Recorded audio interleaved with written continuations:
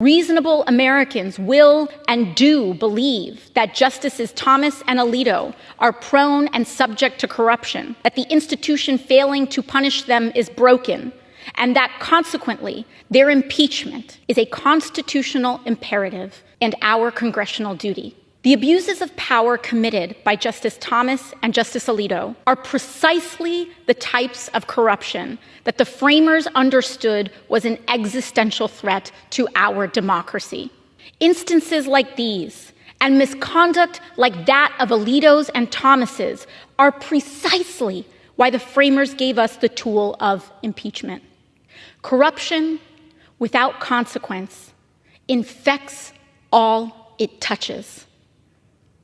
And that is why this body, Congress, has a constitutional and moral obligation to hold these justices accountable, to maintain the integrity of our courts, and to uphold the standards of the judiciary and our institutions. Lastly, we cannot ignore the most important material consequences of this court's unchecked corruption and its resulting influence: the suffering of the American people. We cannot ignore and pretend that this corruption is wholly unrelated to the pregnant Americans suffering and bleeding out in emergency rooms under the court's unleashing of extreme abortion bans across the United States, which was a key political priority of these undisclosed benefactors and shadow organizations surrounding Alito and Thomas's misconduct. Nor can we ignore the millions of Americans now suffering hours-long wait times in the hot sun, often without water, just to cast a ballot, also a direct result of this corrupt court's gutting of the Voting Rights Act, allowing the closing of polling sites across the country.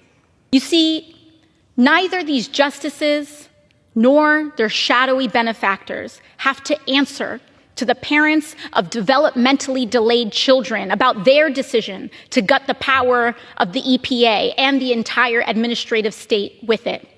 But they do have to answer to us, the Congress, whom these people, the American people, have elected and entrusted to protect them, to serve them, and to defend the well-being of our democracy. Mr. Speaker, I am here today presenting these articles of impeachment not because I am a Democrat and not because I am blind to its odds in a Republican-led chamber.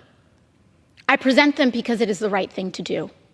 And while our framers perhaps may not have envisioned someone like me in this seat, they absolutely did envision the necessity and value of the impeachment action upon which I seek to advance today.